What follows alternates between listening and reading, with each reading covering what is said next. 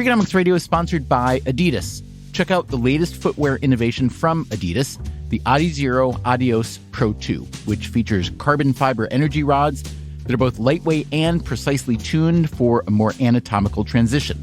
Everything from the ultra-light polyester upper to the re-sculpted midsole and the reinvented outsoles are designed for speed. Visit adidas.com to learn more today.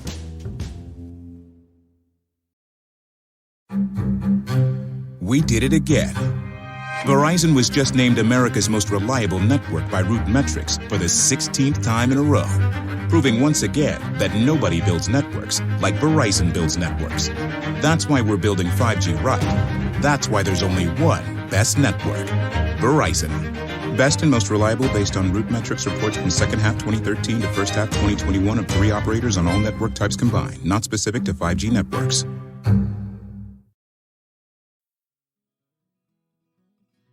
You know, all this time I had been thinking about my life in terms of a career so that it could support my life. And that year actually flipped it. And I said, what do I want my life to look like? And I'll figure out the career to go behind it.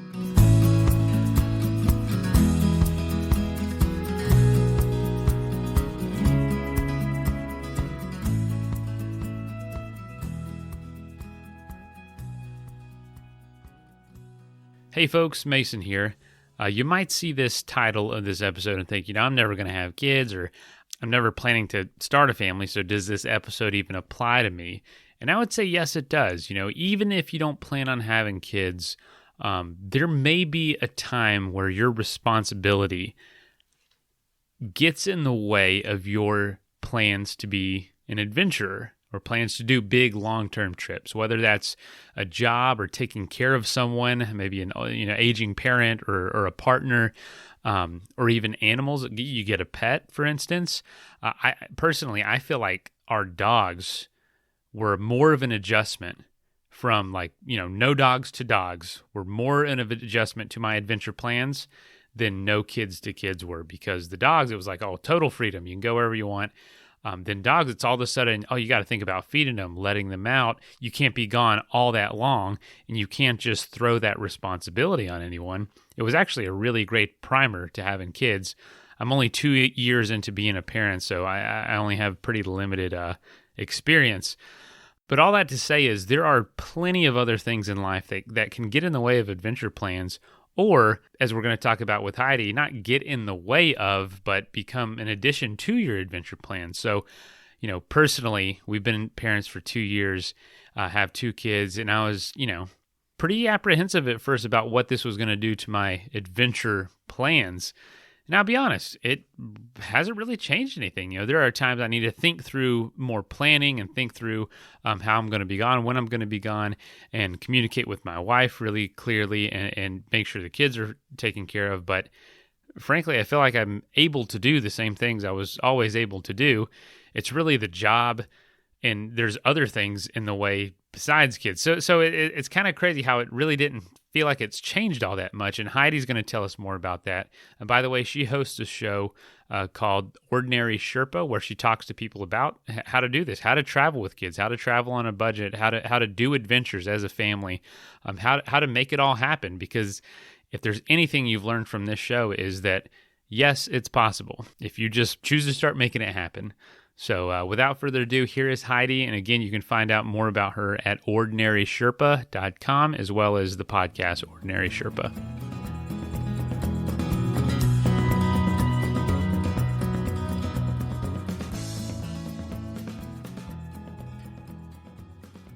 Heidi Dusick, welcome to the show.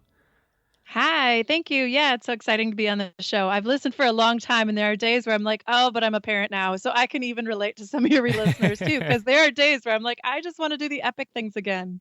Right, absolutely. And you say epic things again because you've done tons of epic things. But before we get started, I always ask this first. Where are you coming from, and where's home for you? Yeah, I live in Northeast Wisconsin, about an hour from Green Bay. I am a mom of 3 kids. My husband and I both work full time, and we live out in the country. So it's kind of fun just to play outside. We do a lot of adventure stuff, but life is a lot different now that I'm a mom, and I just never really wanted to leave adventure behind. So we still try to figure out how to do that here. No kidding. That's awesome. Now tell me about where you live. Is it an adventurous community? Are you kind of the black sheep of the community, or your family? Are there a lot of adventures in that area? Not really. So, Wisconsin's pretty flat. There's a lot of rolling hills and a lot of farms, but I am in a small town, so there's a lot of green space. I actually live on a fourth generation farmhouse. My grandfather bought this when he was actually retiring from another farmer and decided not to keep it as an agricultural farm, but found that there's a lot of natural springs on the property. And so we actually have a trout farm, which is a little bit different than what most people have. In terms of the area, are we black sheep? No, but it's not like we're in Colorado where there's just adventurous people everywhere. So we're kind of these, in part, I'm just like an ordinary person trying to blend in, but on the same side, I don't really blend into that normal culture, I guess. I don't know what normal is, but it's a small town. So there's not a lot of really, I don't think people know what is even available to them here. So for us, I feel like I'm always having to uncover hidden gems in our area so that we don't have to travel to adventure. Actually, I'm living in the house that I was raised in as a child, which is really weird. I mean, my grandfather founded or bought this house from a farmer, and we've just slowly having more of us in it. We just keep growing the family, and no one can give it up. My parents wanted to downsize, and I was like, well, you're not selling it. So they're like, well, someone needs to take it over. It's not really easy to age in an old farmhouse. So we decided, are like, okay, I guess we're doing this. Oh, that's awesome. Yeah. Yeah. So I'm sorry, I don't remember what your question was, but well, like I didn't ask a question. I was going to say, growing up in that area, you mentioned now you're kind of, an adventure. You've done a lot of adventuring. Were you encouraged to do that stuff growing up, or did you have to discover it on your own? It's interesting. So I'm kind of a Gen Xer, kind of a millennial. I'm 41, so I'm on that like weird cusp era. And I was the only girl in my family. And so I just felt like so much of my childhood was still this open door policy where I could go explore. We were given a lot of freedom as kids. My parents were both pretty hardcore working class. So, it wasn't like we went around and did all these different things. Both come from really large families, both my parents do. So we were fortunate that we had exposure to a lot of different people, but we didn't really have hobbies, like adventure hobbies, like I think about now. Like we never rock climbed as a family. We would do road trips and visit family around the country. So most of my adventure was either I was seeing it somewhere else and just curious, or I would just want to know. I'm like, well, what is this thing? I didn't know about it. And once I saw it, it was like, oh, here's an opportunity. Let me just kind of figure this out. But at the same time, I wasn't pressured to do all the things either. I did a lot as a high schooler and in college, but it wasn't like I had to take all the AP courses and I had to do travel sports. That wasn't a thing yet. So I feel in some ways I was blessed because I had this freedom built into the culture of who I was. And I didn't have the pressure that we see so much now in younger kids and parents that it gave me a lot more opportunity. I think I didn't have to look for permission to do whatever I wanted to do. I could just kind of explore it and go, oh, this is interesting. Let's see where this goes. So some of that is just baked into who I was and how I grew up. And I was fortunate too that living in the country, I mean, I can look out my door a mile away and still not have a neighbor. We're surrounded by trees and wildlife. It's almost like we live in a nature preserve. So I always had something to explore. I never felt I was bored. And if I was, we were kind of scolded. Like, you've got all these things around you. You need to just go out and explore. So from that lens, I felt like I had a pretty privileged childhood in terms of like the exposure to adventure and opportunities in a way that I don't know that parents have today or kids have today. Gosh, it just, everything you're saying so relatable. I feel like we lived the same childhood out on a fourth generation farm, out in the country, lots of exploration opportunities. And I feel like that definitely led to being adventurous while you grew up. So as you grew up, what were some of those earlier experiences where you were branching out, like beyond the family farm, beyond Wisconsin, and exploring the world? Yeah, I was taking German as a second language. My grandfather spoke German, and I really just wanted to be able to speak to him. And so I took German as just more, again, out of a place of curiosity. And that led me down to, I guess, even starting in middle school, there were some opportunities to start traveling through different, I don't know, just different things that would land in my lap. And I learned pretty early. I should give a little bit of backstory. My dad has family all over the country, and he worked for an airline company at one point. So we could get really cheap airfare for like $20 standby a person. It was really cheap. Oh, wow. So we could do that once a year. And that started when I was in fourth grade. So we didn't have a lot of means, but we had this like one trip that we could take. And that just opened my eyes, like how different people were and what the opportunities were. And, so that was the beginning, I think, of travel. So that started in fourth grade. And then in middle school, I had a couple of things through my church and just through local Kiwanis clubs. There was this exchange program that was happening. And then in high school, there was a German exchange student program that I could do. So we hosted a German exchange student, and then I went to Germany. And that was fascinating because it was really the first time I was ever alone. My parents weren't with me. This wasn't like a family trip where we were all traveling together. And I didn't really speak the language that well. I mean, I was 15 years old. I knew a couple of things. So that just opened my eyes too. And I was fascinated by how big this world is and how many things I didn't know. And I would say that trend of just curiosity and trying to find the unconscious things of like, oh, wait, I don't know what that is. I should learn about that. That's probably what continued through college. And I guess my transition from out of high school was a little bit interesting. We don't have to go all the way down that, but I think what it ended up showing me was that there were a lot of things I didn't know. And if I really wanted to explore the world, I needed to get out of the small town and just be open to something completely different. And I went into teaching, and then from there intentionally went to a really large urban setting on purpose so that I would get a little uncomfortable and try something different, just because I didn't want to stay with my whole life kind of being wrapped up in Wisconsin. So I did intentionally choose a path so I taught in Chicago public schools on purpose and loved it, by the way.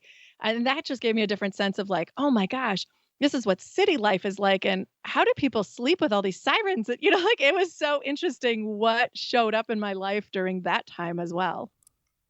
Not the standard route of adventures that we think of, but adventurous to the definition of trying new things and being uncomfortable and putting yourself out there. So from there, going to Chicago, did it encourage you to test that out even further and to go even more, or was that plenty of experience for you? No, so it was not enough. I became a teacher. And one thing I think that's really fascinating, when people choose your career, you always are kind of drawn to the positive of it. And you don't always know what the flip side of that is. So I went into teaching. I love kids. I love making a difference. I'm actually really good at teaching and educating. So all of those things that I knew about and I was interested in and I had practice for, those were all great. What wasn't so great was this structure, the system that I don't know how to describe it in a really positive light, but it became really stifling. My entire calendar was scheduled for me. And it might seem like I'm complaining because teachers have 3 months off in the summer, but I really didn't. I couldn't take a personal day until there was a holiday, and I just didn't have the flexibility to do what I wanted to do. And I started to question. I was by far the youngest teacher in all of the school districts that I was teaching in. Everyone else was at least 15 to 20 years older than me. And I just found that we were seeing shifts in the educational system at that point. That's when all the standardized testing started coming around and being enforced. And I just was like, I don't know that this is what I signed up for. So that was a hard point in my life where I called it my year of my best worst year, because at 25, I decided to leave teaching and I had no idea what I was going to do with my life, but I didn't know really what my options were. So I called it my year of yes, where I said, okay, I'm just going to look for different opportunities, not even work-wise, but just lifestyle-wise. I was going through a challenging relationship. So I was like, I don't even know who my friends are. I don't even know what's out there. So it was kind of a dark period, but it also ended up being a really enlightening period because I did everything from, again, I was traveling a lot, but I signed up randomly for trapeze lessons and I signed up to run my first marathon, and I was allowed to go rock climbing. And I went to Warner Brothers on a field trip with, there were so many things that were happening. And it was like, whoa, I had no idea. So it forced me then to think about how all this time I had been thinking about my life in terms of a career so that it could support my life. And that year actually flipped it. And I said, what do I want my life to look like? And I'll figure out the career to go behind it. I was a hustler. I could make it work. I'd figure out how to make money and I could do that thing I figured out after that year of taking off. I didn't actually take off a whole year, but I took off. I resigned from my job really without another plan. And I know that, it might sound irresponsible, but that really gave me the space to go, okay, now I have to figure this out. And that just opened up the world to what was available to me. And now I don't teach anymore. I am married to a teacher. But it showed me that there were so many other opportunities that I didn't know. There was just this sense of, you go through life and you think, oh, I'm going to check these boxes and that's going to get me to college. And then college is going to get me to a career. And then I'm going to settle down and have kids. And I thought that was the path I had to take. And I did get married and have children. But at the same time, I flipped it. Instead of focusing on my career, I switched it to focus on my life and design my life and then fit everything else to fit the way I wanted it to. Wow. I have to say, I'm also married to a teacher, and yeah, you get 3 months off, but you don't get 3 months off. You get holidays, you get weekends, but you don't at the same time. It's round the clock. So you decided to flip that, and you were traveling a lot more. You were seeing a lot of cool things, doing all these really unique experiences for yourself. And tell us about some of the changes that started happening when you started having kids. How old are your kids, by the way? Yeah, my kids now are 11, 9, and 5. Okay. So you went through it. Wow, 3 times. And I know that a lot of people that listen to the show are in that situation. If they're not, they will be at some point, potentially. And one of the biggest concerns for me, as well as I know it's for you, is like, what is this going to do to the adventurous side of me, the person that I feel like I identify with the most, my adventurous self? There was a lot of hesitancy, a lot of apprehension around that, a lot of fear about what would happen. How did you process that? I had very similar feelings where I felt like I was going to have to give up a part of who I was in order to be a mom. And there is a part of that. You do have to give up some of it, but I didn't want to have to choose between, and even at that point too, I was having to decide, do I want to be a stay-at-home mom and give up my career too? And all of those things, I was like, wait a minute. I don't understand why I have to choose. Like, why can't we do this? Why can't we figure this out?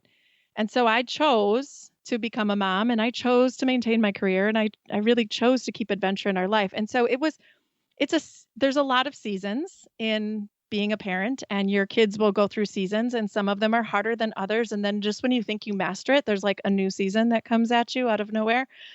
Oh, yeah. But all of that really taught us, like, what are we afraid of? So the first adventures we really started doing were just things around our house, things like going on bike rides and hikes. Those were probably the least restrictive, where we could just throw a kid on our back, throw a kid in the bike trailer. It was really no big deal. My husband is much more adventurous in that space where he likes mountain biking and more extreme riding. And so that would have to wait for a little bit, or we just made a pact. I don't know if it's not that formal. It sounds really formal, but really we just created agreements with each other to say, all right, I need some alone time. And we're going to kind of create that into our system so that one parent gets to do the epic adventure time and the other parent gets that too, but at a different time. So we just kind of alternate on and off who gets adventure time, the epic adventure time. And then the other thing we did was we took everything back. Like, okay, so if we were really big into downhill skiing is one example. And my husband was leading a bunch of kids to go on these cool ski trips up north. And I was like, okay, well, why don't we come as chaperones and we'll just see. What does that look like with the little guy? All of our kids started skiing at age 2. So that was a good season for us. And there was a lot, it feels like I was either pregnant or having a baby every couple years there. So it was like an entire, 7 years of one of those things with very little gap time in between. So for us, it was like, well, I'm not willing to give up 7 years of skiing. So what am I comfortable with? What was kind of I guess I would say we looked at it from a risk tolerance perspective. What was the level of risk I was willing to take with both the kids and myself as a pregnant mom at that time with a little one? And we just started to test it and realized, wow, this isn't as hard as I thought it was. I think every single time we imagined it to be worse than what it actually was. When we started testing it, we were like, oh, well, let's just learn from this. Let's keep what's working and leave behind what's not working. And that just continued to show up. And we were like, we can do this. We can keep moving this idea of, and again, I'll keep using the skiing idea of, we can keep moving this forward. And now we have 3 kids, age 11, 9, and 5. And darn it, if they aren't all better skiers than I am, because they've been skiing since they're 2, they know how to be responsible. And it's just taught us that we often are preventing them from having an opportunity because we're too scared. And I didn't want my decisions to really impact the opportunities that my kids had. So from that lens, it showed us that adventure was the path that we really needed to lean into, as opposed to kind of the safety, the perfection, the things that people do when you have kids. We were like, yeah, I don't think that fits us. We're going to challenge that mindset and just keep adventuring.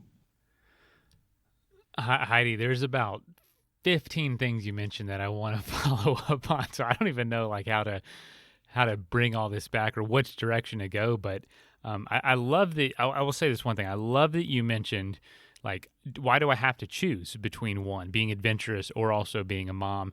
It's beautiful in life when you realize that you don't have to choose those things that no one ever told you those are the only choices. You just pick up on the social cues and what everyone else has done. And there's just such an amazing liberation when you realize, like, I don't have to actually choose between them. I can do both. It's just it's not that no one's done that. Yes, it is harder a lot of the times, but it's not an impossible thing to do. And you start looking for examples of people who have done both, and there's always plenty out there. And I just love that you mentioned that. That's so true. One thing I did want to follow up on is you choosing between the epic adventures. I think a lot of people are a little afraid of, am I still going to be able to do these big adventures? I'm happy with riding around my neighborhood for the time being, but there comes a time where I want to do something big. And you mentioned a strategy you and your husband stick to, which is just allowing each other that personal time. What have you been able to do in that sense, or do you still feel that need to do those real big adventures? I have backed off from them, but I made that choice. Again, I made everything into a choice. So I was a marathon runner prior to having children. And I had run 5, I think, by the time I had my first, and I've only run 3 since then. And again, that was a choice. After about 6 months after my first son was born, I ran a half marathon, and it was fun, but I just didn't I realized the reason I went into running marathons was for the camaraderie. It wasn't always about the race day experience anymore. I had done all of that, and so I didn't feel like that was still serving me as well. So I tried it 3 more times. I did some around the country, and, it just was one of those things where I was like, I think I'm ready to be done with this and move on to another season of my life. And that was a good 10 years, of running marathons and all the training that goes into that. That's not just something you decide like, oh yeah, next weekend I'm going to go run a marathon. That's a 6-month commitment just to get ready for the marathon. So that definitely kind of eventually went away. I did try it and just didn't enjoy it as much as I once did.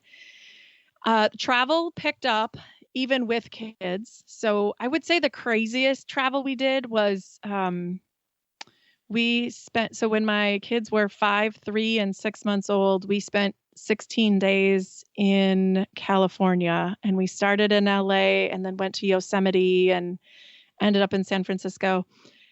And that was a trying experience where I don't really think I realized how crazy I was. For me, I was like, this is just a fun challenge. This wasn't, is it going to be perfect? Right.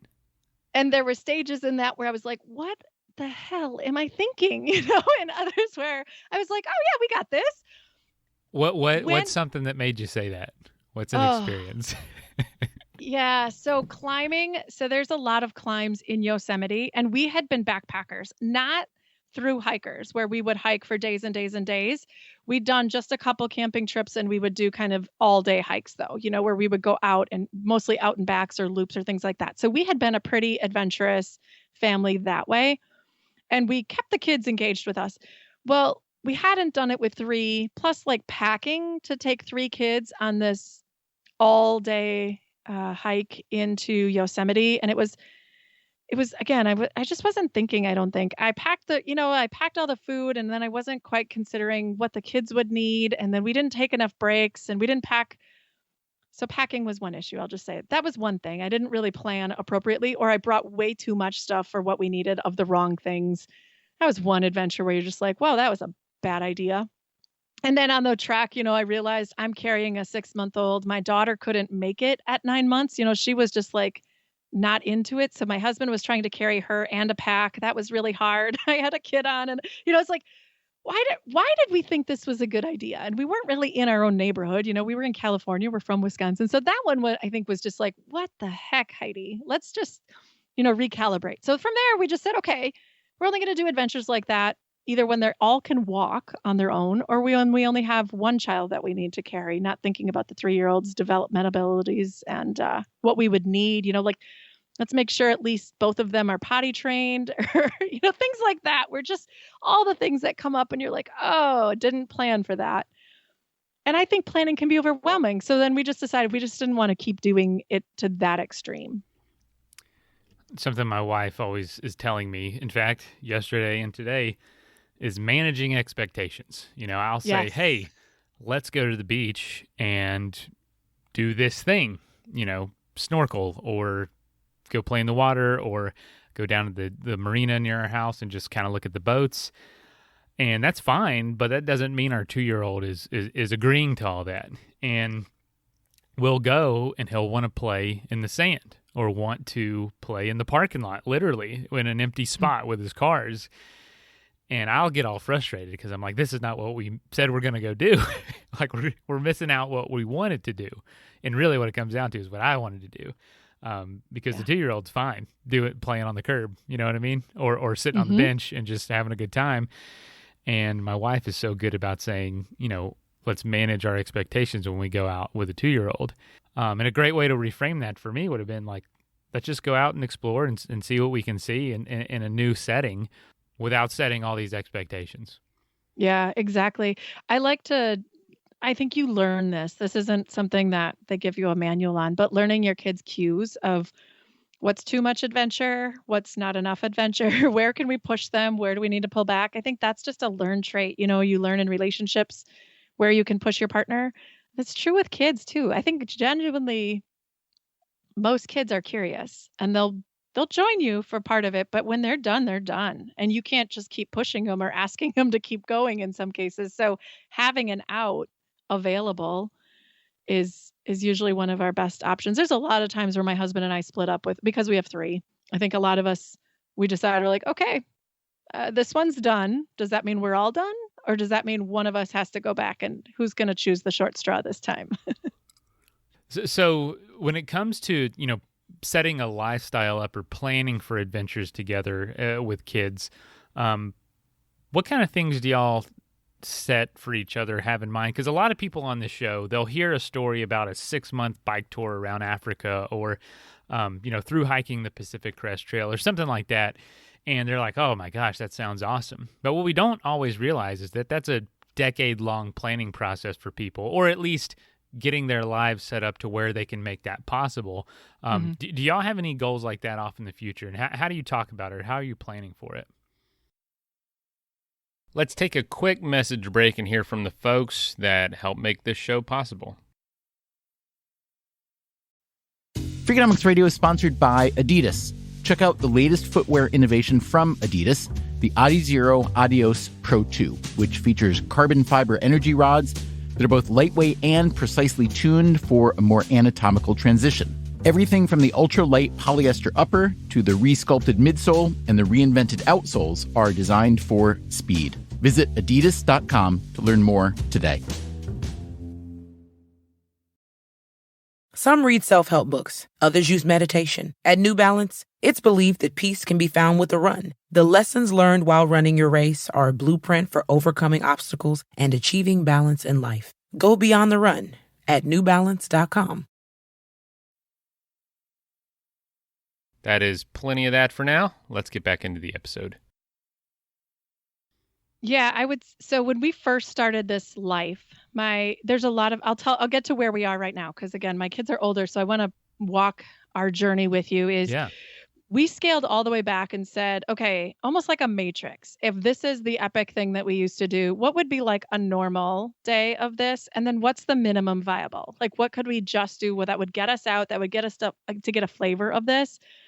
And I called those little micro experiences. How could we just kind of get a flavor of this thing? And again, it could be pretty much whatever it was. So if it was initially, I mentioned skiing before, if skiing was the thing and we weren't quite ready for that, what could we do in our backyard? We bought our kids some used skis and we would just create little hills in the backyard. Now that's not ideal for me as the parent, but at least it gives my son a little bit of exposure. And if that wasn't possible, could we go down, play outside in the snow and just kind of like create the idea of what a ski environment would look like? So we started to work through all of these. If it was biking, what were those things? And some tools. I mean, we started to learn what tools could help us bike easier so that everyone could be a participant. My youngest, we got him a Strider, and I don't know if everyone knows what that is. I think it's a name brand, but it's a bike that doesn't have pedals. And so my kids never use training wheels. They just use these balance bikes. And the bad side of that is I forgot that he didn't have brakes a couple of times, and he's just like trailing along with us and we're like, oh crap, this is a hill, like you kind of lose Right. the safety features when you allow those things to happen. So there were times where it was like, yeah, we kind of screwed up there, but it allowed him to really keep up with us because he didn't want to be in the trailer anymore. He had gotten so independent that he was like, I want to ride. I don't want to be in the trailer. And we didn't have the bike that attaches to ours. I can't remember what they're called. We didn't have one of those at the moment. So we're like, well, let's just go right into a Strider and he can figure out how to ride. And so we started to have these like phases of adventure. And sometimes it just meant we're just going to change a location for a new scenery. Or it might mean that we'd kind of experiment. Like, I wonder if we could do this, or I'd wonder if, again, keeping your expectations low. So the first time we went biking as a family, it was like, okay, we're only going to plan for like a mile, right? Of just to see what people can manage. Or the first time we all went hiking, what was the backup plan? Who were we willing to carry? How far were we willing to go? And you just kind of keep pushing those boundaries. And we have just gotten into this habit now where you say, yes, we're going to do this. First of all, that's kind of our mantra, is we say yes when an opportunity presents itself. We're like, okay, yes, how could we figure this out? What's the minimum viable option for us? And if that works, what's the next step, so that we are kind of continuing to progress.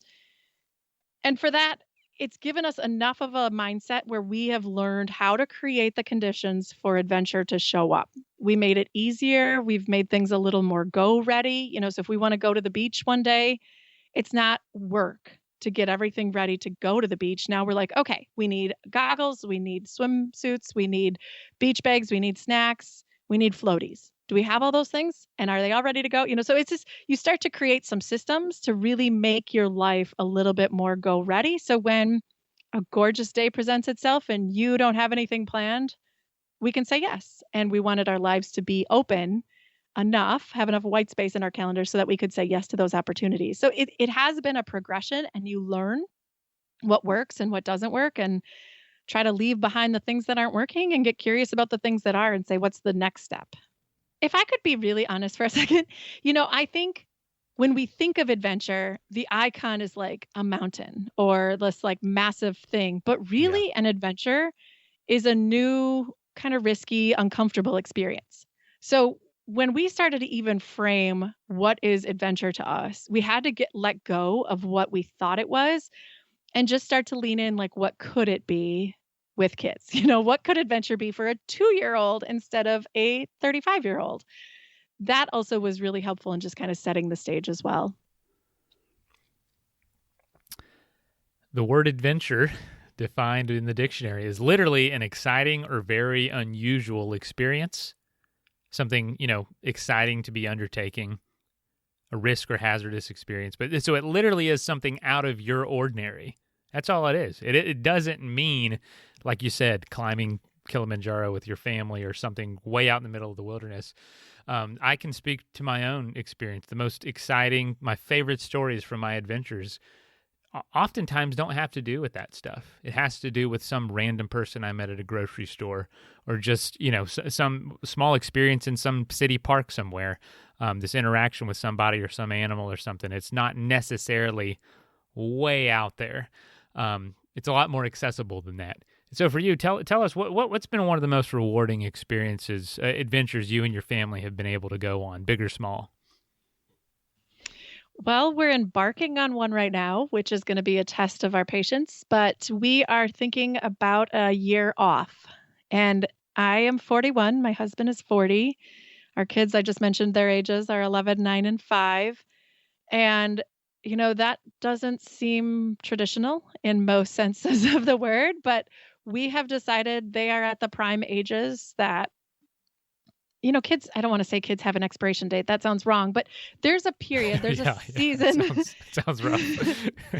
There's a season we're in where the kids are independent enough that they can do a lot of these fun, adventurous things that they're not going to probably want to do in 5 years. And in 10 years, they'll be off on their own. And so we realized we need to cut back on all of the other life expectations where, we were renovating a fourth generation farmhouse, and we kind of have just said, is that really where we want to put our energy right now, our time and our money? And we've decided to scale back that a little bit. And we also are talking about scaling back at work. We're both still working full time. So we're talking about what does that look like? And do we have enough of a runway in our savings that we've made that we can cover a year, or what other revenue could we use? So that's a big adventure for us. In that space, both my sons and daughter have their own goals of things they love doing. My oldest, if he could choose his top 3 adventures, he would be surfing, skiing, and mountain biking every weekend. My daughter would be reading, rock climbing, and riding horses every day that she could. And my youngest would probably be fishing, biking, and I'm not sure what the third thing might be. But we've decided, okay, what if we designed a year based on all of our goals and just explored the country and not really know what that life is going to be like, or not have to feel like we have to plan every ounce of every detail, but have enough of the boundary set to say, this is okay. It's okay if we're uncomfortable for a little bit. And and I think that's within probably a year or two that we'll be at that, okay, we're leaving. Bye. It's been great. That's really uncomfortable place right now that I'm trying to lean into. So interesting. It's like the common ground between all of you right now. And you got to take advantage of that opportunity. Because if everyone was left to do what they wanted to, it sounds like everyone would be on a very different path. Your daughter would be on a horse. One of your sons would be on a kayak. The other son would be on a mountain bike somewhere. It wouldn't work. It wouldn't work if everybody did exactly the thing they wanted to do right now. But this is the common ground you all share. So what is this gap year going to look like for y'all? Is it going to be, living abroad? Are you going to be in an RV? What will it look like? Yeah, I think it'll be traveling the United States, or at least North America, in an RV is what I'm envisioning at this point. So awesome. That's going to be cool. We've talked to some families doing that. And as you know, travel, especially where every location is kind of new, every experience, all the people you meet's new, that 1 year is going to feel like so much longer than a year. It's going to feel like such a bigger part of your life than just, actually 1 year. So what a great way to spend a year. Good gracious, with your family. Unforgettable. Yeah. Well, and to be quite honest, it's hard for us to even consider. One of the things we've had to think about right now is one of my core values is connection. So we've even said, how are we going to connect with peers along the way? How do we build a network of just people we could meet up with, or, so that it doesn't feel so lonely on the road? Because and you might start to sense this too, is when you're not the normal, and I hate that word normal, but when you're not doing things the traditional way, you're kind of the outcast, you're a little weird, it can be really lonely. And I know that we're going to be a little off the beaten path. So now it's, in the prep work for us, is who's our tribe? Who do we want to meet up with? Who's got kids? Who adventures? And we've been fortunate that a lot of our friends, most of my friends, all those adventurous friends, a lot of them chose not to have kids. And so we were kind of faced with this idea of well, how do you feel about us bringing our kids? Are you okay with that? Because we also want to respect your decision to not have kids, and we don't want to, thrust them on you, so to speak.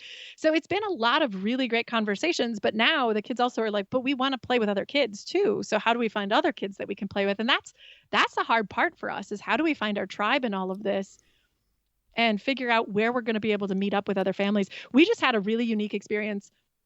We're coming off of 3 weeks in Hawaii, which is the longest we've ever been together as a family in kind of one place.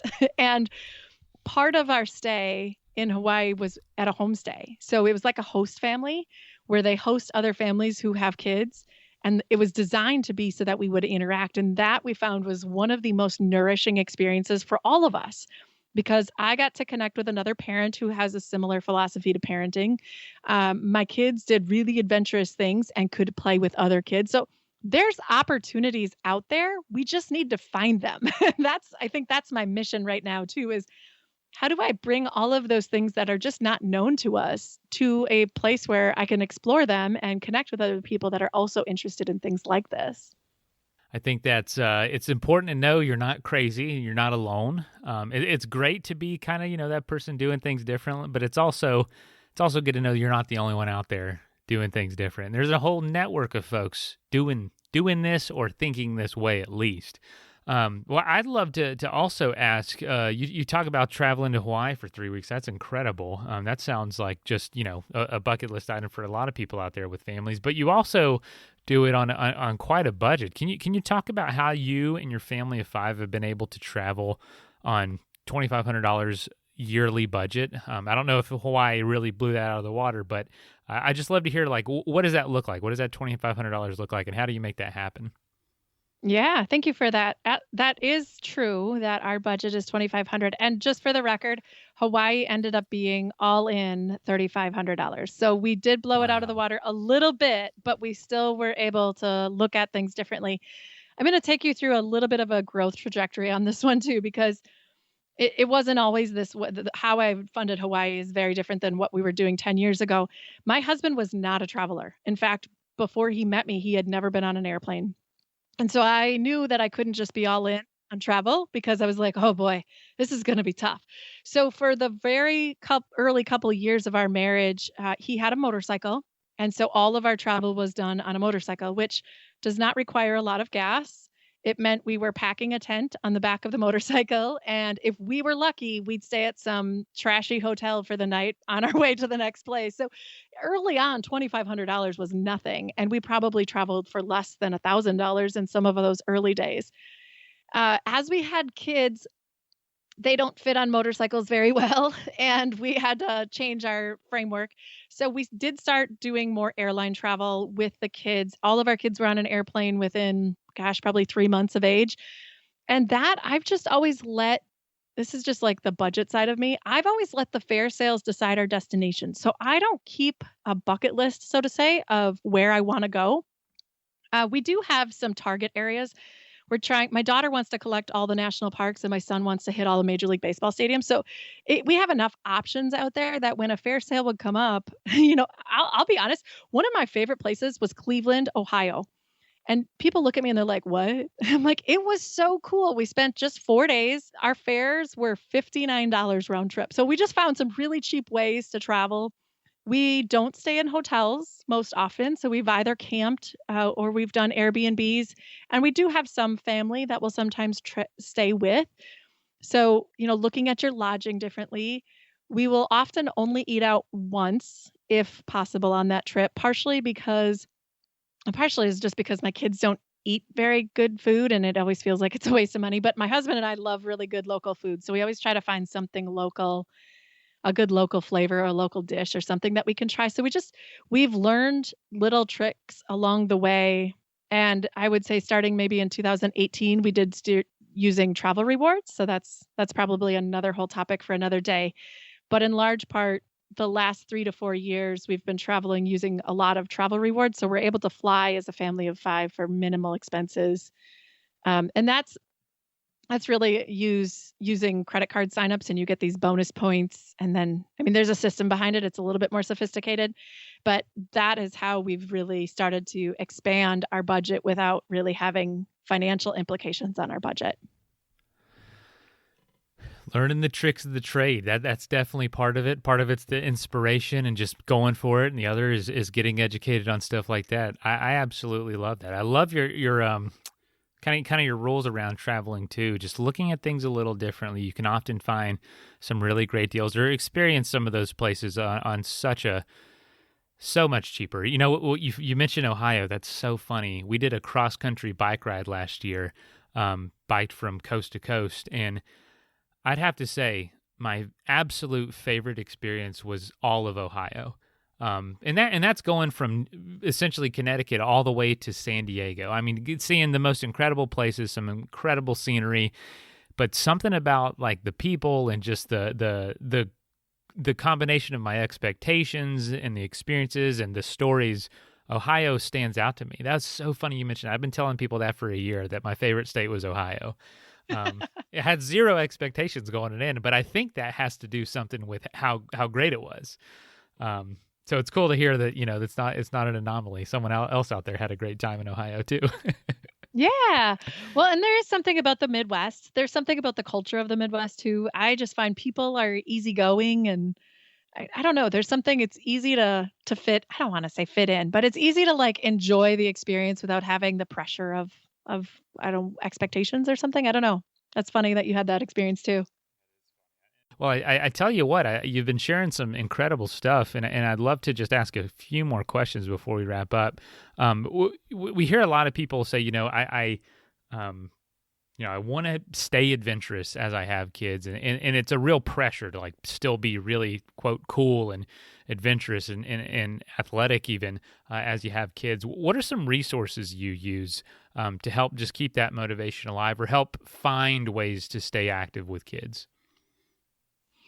Yeah, I honestly, I had to create a lot of these because when I first started out 10 years ago, I wasn't finding what I was looking for. Certainly Pinterest wasn't what it is today, and I felt like it was exhausting. So I found a couple people that I follow on Instagram just in the areas that I'm curious about. I've had a lot of really good luck once you start looking for things in your realm. So right now I'm in RV. So RV family life is what I'm exploring. So those are probably most top of mind.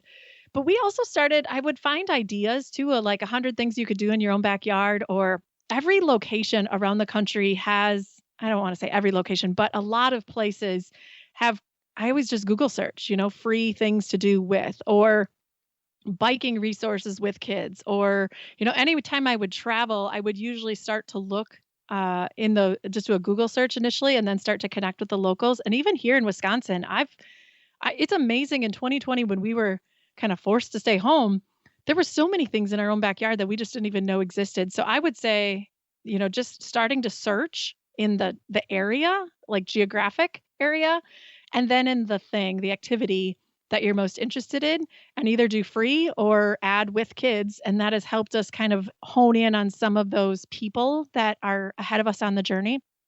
I would also say, not to put a plug in, but I would also say this is part of the reason and the motivation behind the brand Ordinary Sherpa. I didn't want families to feel like they had to choose between adventure and all of those other things. I was starting to feel the pull that my kids were being pulled in 100 different directions. So Ordinary Sherpa as a brand can also be a resource to people, whether it's just, you know, adventures in your own backyard, or it's traveling differently, or even designing your life around adventure. There's resources, and we're relatively young, but there's definitely resources and people that are attracted to the brand, and mostly people our age. You know, I think that's the other thing. People our age are really realizing that this doesn't exist. This isn't how our parents did it, and so are thirsty. And it's just been great. I had someone post today in our Facebook group of like, I'm going to Traverse City, Michigan, and I think there's like 15 responses already of like, oh, you should try this, or you should try this, or here's what we did with our kids. So it's a really nurturing environment. And I would say that's another option for people as well. That's awesome. Well, tell us about Ordinary Sherpa. Just what kind of things do you like to learn, or can folks expect to learn on there and expect to get out of that? Yeah, I wanted adventure to be simple enough that you could take the first step. So people who may not have been the epic adventurers that are just, or people who are trying to get their spouses on board that may not have been epic adventurers, those types of things. How do I take that next first step towards an adventurous life? There's a lot of things just to kind of get out the door, tools and resources. I interview a lot of parents who have been adventurous and share their stories. So there's a lot of just different inspiration. You can also find things to travel differently. I mentioned our little travel rewards. We have a couple episodes on that, but then also some content to help people with what I call untourism. It's really traveling differently, connecting with locals, not always going to the touristy destinations. But I would say those are authenticity, simplicity, and then the Sherpa concept is to really help people, other families reach their summits. If you know anything about mountain climbing, in Everest in particular, the Sherpa tribe is extremely monumental for mountain climbers to actually reach the summit. There's something about the Sherpas, and I could go into another whole topic around that. So we kind of embrace that Sherpa philosophy that you're also contributing to help other people reach their summit. So that it is genuinely a community designed to help other people connect and to help families connect both together and with other families. Absolutely love it, what you're doing, the work you're doing, helping families stay adventurous or start being adventurous, and providing some resources on how to do that and living by example, of course. Is there anything else you wanted to share on the Adventure Sports podcast? I just really appreciate all that you've done. And I want to say thank you because I have been a listener to your podcast for, I don't know, years. I've listened to some of the rewinds the first time. And I just appreciate, as much as we can't always do the epic things, it does keep these in the back of my mind of what's possible. And it keeps reminding me that, anything is really possible. I just have to figure out how to do it now and when to do it next. So I just thank you, I would say, for creating this space too and supporting others to even dream and be exposing me to adventure in different ways. That's been a really helpful way. My son is fascinated with your coast to coast trip. So I probably need to take that conversation offline and learn where to start. But I think the space that has been created around adventure is because of communities like yours and like mine that are really trying to nurture and support families, and knowing that it's okay to take the first step, even if you don't know where to start. Just do something. It'll be okay. I think we're a society that's afraid of failure and always wanting the epic thing, but that next first step is going to be the best step for you. First of all, thank you so much for listening. It means the world to us that you choose to listen to the show. If you'd like to help us further, you can leave a review on iTunes, share us with your friends, your family. It goes a long way to grow in the show. You can also support us financially through patreon.com/adventuresportspodcast. Link is in the show notes. And also, if you have an idea of who could be a good guest for the show, we're always looking for people to tell their story about the outdoors or adventure. So if you know someone, please reach out. Email us at info@adventuresportspodcast.com. And until then, get out there and have some fun.